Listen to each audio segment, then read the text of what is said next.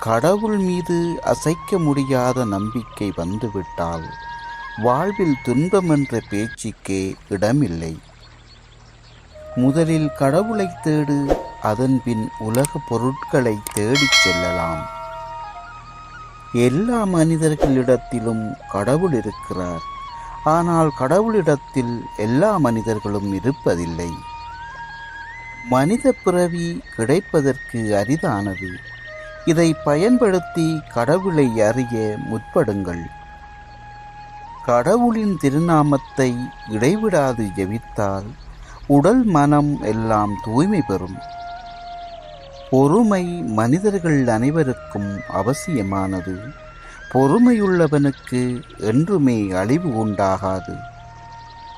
அக்கறையுள்ளவனுக்கு அனைத்தும் எளிதாக கிடைக்கும். நம்பிக்கை ஆழமானால் கடலையும் தாண்டலாம்.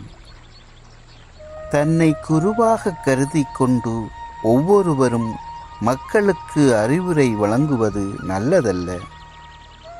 கண்களே உள்ளத்தின் வாசல்.